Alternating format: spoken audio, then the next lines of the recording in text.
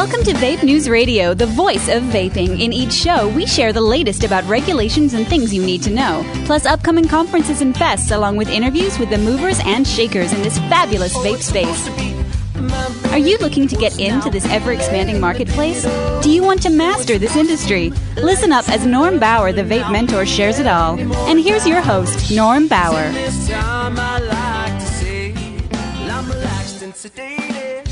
Hello and welcome to Vape Radio, the voice of vaping, and this is show number 83. I'm Norm Bauer with Vape Mentors, and our supporters for the show include Vibe, the Vape Industry Business Exchange. If you're a vape shop and want to tap into the collective buying power of hundreds of shops, visit vape4vibe.com. And if you are a liquid manufacturer of any size, they have options for you to stay compliant affordably and to expand your business model. We're also sponsored by the Keller and Heckman e-Vapor Legal Symposium, which will take place February 2 and 3 in Washington, D.C. This live and interactive workshop will bring together 10 attorneys and legal experts from around the world, including China, Brussels, and England. It's limited to just 40 attendees and will be streamed live worldwide. Contact Norm at vapementors.com for the registration links or to hear the free introductory webinar. Today's show is different than any I've done before. I have no guests, and since this is the last show of the year for me, and maybe the first one for you in 2017, I wanted to share my thoughts of 2016 along with some insights to this new year. For as long as I've been in this business, it has continually evolved. On July 4th, 2013, I walked into a vape shop in Newport Beach, California, and asked a question that allowed me to enter a rabbit hole that I still travel. I asked, "What the hell is a vape shop?" They told me. I was intrigued, then hooked. Since I write for the local Newport Beach newspaper, I thought it would make an interesting story. I met the owner, Randy Phillips, with R&D Creations Premium E-Liquid, who happened to be sitting there, and we struck up a conversation. As a marketer and a strategist, I asked him what challenges he was facing. His response? When he opened a few months earlier, he was the only shop in town. Now, mind you, that's a town of 90,000 people. In those months, he was concerned about competition since 2 other shops were opening in the area. How times have changed. Now there are a dozen shops in the area, and history is reversing itself as many of them are closing, closed, or will be closed in the next 18 months. Randy's story and shop doesn't have a happy ending, as his shop is now a beauty salon. Regardless, I am forever thankful that I met Randy and entered his shop, since that was the first dominoes of many to fall over the next 3.5 years. Here, today, this is Vape Radio show number 83. I've been blessed to meet many vaping thought leaders, but also meet a lot of people that weren't leaders, though just as awesome. You all know who you are. We worked with over 40 clients worldwide and have traveled internationally to share my wisdom and insight. Sometimes those observations aren't either, but I see the 30,000-foot view as well as the 30-foot view, and I think I have a pretty good handle on the pulse of the market. We've developed 3 online training programs since 2013 with more to come, and have had thousands of students that we hopefully have empowered. Writing for Vape and other magazines has taken me to dozens of events, and I look forward to more in the future. I share that since many of you don't know my background, but since I'll be providing some hopefully insightful insights to the current market in the next few minutes, you should know that I know my shit. Or as much as anyone does, since the rules are shifting, changing, and being created as we speak. The vape space in the early years used to be a wild, wild west, and each year became less wild as a new sheriff in town, aka the FDA, and their deputies, aka the individual states, started kicking ass and taking names. The initial deeming regs that came out almost 3 years ago provided insight to the market and scared a lot of people, rightfully so. For anyone that claims ignorance of what is going on today, you are either naive or new and have a much better excuse. This vaping industry is not for the meek nor the poor, and the companies that started with just a few $1,000s and became multi-million-dollar companies are now part of vape history. They will become stories of legend, like recalling when houses were affordable and gold was $50 an ounce. The Space Jams, Cosmic Fogs, 5 Pawns that were in the right place at the right time are now legendary. They'll be part of my book called Masters of Vape, which I will finish in 2017. Will these companies sustain and be here in the years to come? That I cannot predict, but since they are run by pros that have their shit together and have a decent back roll, I would bet that they will remain. As to the other 6,000 to 9,000 liquid companies out there, and a similar number of retail shops, I have bad news. You're fucked. Many of you will be gone by next year, meaning 2018, and there is only one way, just one way, to remain in business. You must adapt.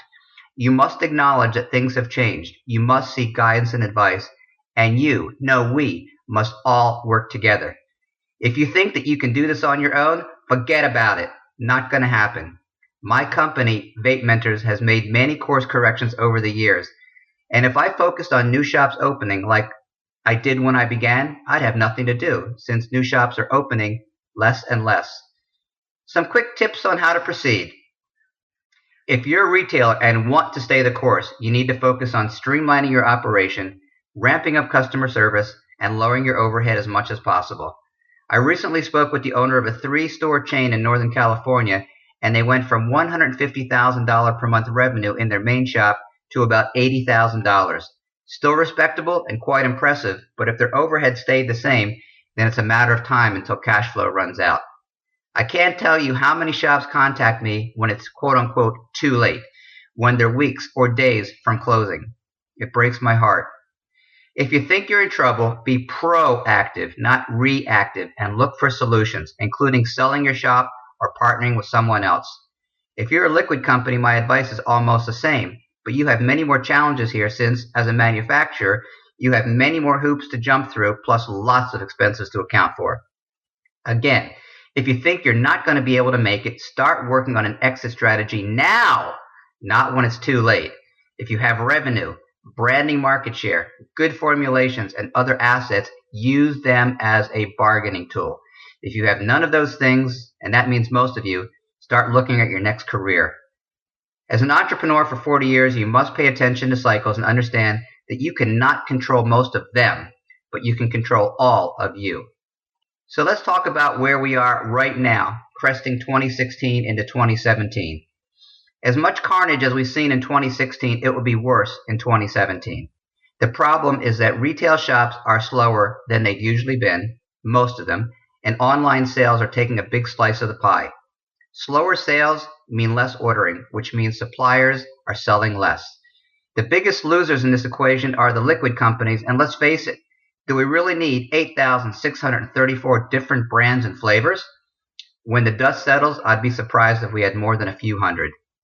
There was a deadline on December 31st that required anyone selling or manufacturing quote-unquote vaping products, aka tobacco products, to submit brand information, names, and labels to the FDA.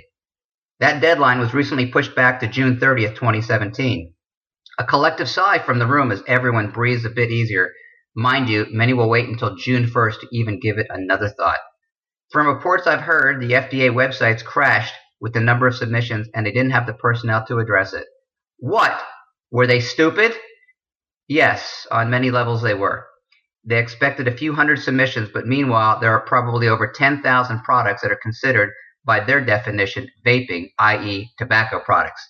Let's hope that the FDA understands the beast that they awoke.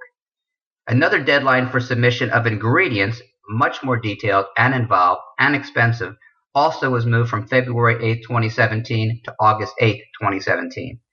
As you can see, the FDA keeps moving the goal line and changing the rules. On one hand, this gives us all a bit more time, but as I said, most will still procrastinate and wait until the 11th hour. The bad news is that bad companies with bad intentions remain on the market too, and have no intention of doing anything. They'll ride this pony till it drops and then drag it a bit further. They will continue to erode the market share of legitimate and good companies that will do things right. Until someone comes to their door with a cease and desist or eviction notice, they will bleed the market. We're working with Keller & Heckman LLP, a leading liquid legal firm, and conducting a high-level symposium in February for just 40 companies that are committed to the fight and remaining in business. Maybe that is you. If it is, let me know and I'll send you information. Our commitment at Vape Mentors is to continue to educate and empower the industry, no different than it was in 2013. There may be some positive news on the horizon, lest we think it's all doom and gloom. There are 4 major lawsuits going on right now, and they are in various stages. Some are awaiting a final decision, others are still battling in court. One of the major fights is in the state of Indiana and is expected to be decided in Q1, maybe as soon as next month. If they rule in favor of the vaping industry, it could create a great precedent for other cases. I call this battle the Great Indiana Vape War and compare it to the very first one of the American Revolution in Concord, which eventually led to our independence. Let's hope this does the same thing. RightToBeSmokeFree.org is a plaintiff in that case, and I have written about it extensively if you want me to send you some reprints. Their position against Indiana is just one of the causes they represent, but is one of the more specific and noteworthy. The Nicapure case is also moving along, but it's too early to call a winner there. Others are doing likewise. Coming up in a few weeks, I'll have attorney Phil Damon on the show, who is representing Lost Art Liquids in their FDA case. Many said from the beginning that their argument was compelling, so we'll keep you apprised of that one as well. And speaking of calling a winner, how about our new president, Mr. Trump, due to take office shortly? This was one that no one predicted, and regardless of how you feel about his caustic personality and womanizing, he's a devout businessman and supportive of entrepreneurs and anti-regulation. This election may bring common sense and logic back to Washington, and since he has been critical of the FDA and other regulators, he may conclude that these deeming regs are a bunch of crap, which they are, possibly borderline illegal and antitrust to boot. Regardless of your political leanings, this outcome is the best we could have hoped for over the next few years. And let's not forget the Cole-Bishop Amendment, also due to be decided in the next few months. This bill would move the grandfather or predicate date to last August 8, 2016, from the arbitrary and ancient date of February 15, 2007. If this bill passes, it will totally revitalize this industry. Granted, not everyone will be saved, but it should bring a modicum of stability and fairness, which we have not seen for a while. The question I have for you is, what are your plans for the future? If you're a vaping consumer and not in the business, you still need to get involved, please.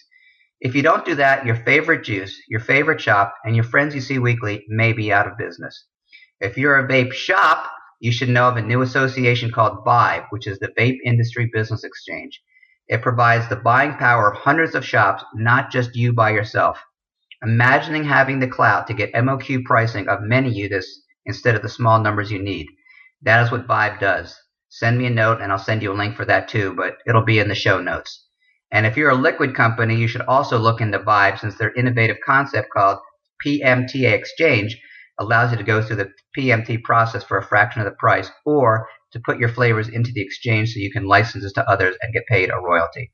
Vibe has some great intelligence involved, as their board of advisors includes Cynthia Cabrera, former Safada executive director, and the face of Vape, Austin Hopper, as just two of the board members. Austin and I joke about him being the face of Vape and me being the voice of Vape, and I'm fine with that arrangement.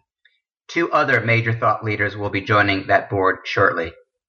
I have been blessed to know them all personally and proud that they are willing to share their experience, insight, and time in support of the industry and the Vibe organization. Who is the vape industry? That means you people, all of us, in this together. There's probably more to say, but it's time to move on. One thing I've learned after 6 decades on Earth is that time waits for no one, so we must take advantage of every day to improve ourselves as well as the lives of others. One of my clients asked me a few days ago via text, "Are you planning to close Vape Mentors?" My response, hell no. I'm as excited about 2017 as I've been in a long time. A year ago, I was extracting myself from a very nasty, very expensive, and very stressful business partnership with a psycho bitch from hell, so I was not in a place to appreciate the new year. That crap is behind me. Lessons have been learned, and without a doubt, a year from now, we'll be asking ourselves rhetorically, where did the year go? Where indeed? I rarely make guarantees, since I never promise anything I can't deliver, but this much I can promise you. A year from now, I'll be here. Vape Radio will be here, and all the projects I'm working on will be impactful of supporting the industry. I live in gratitude and thankfulness, and that I enjoy every day of my life, both personally and professionally, and I suggest you guys all strive for that mindset. Prayers, blessings, and best wishes for 2017. This is Norm Bauer saying, vape on.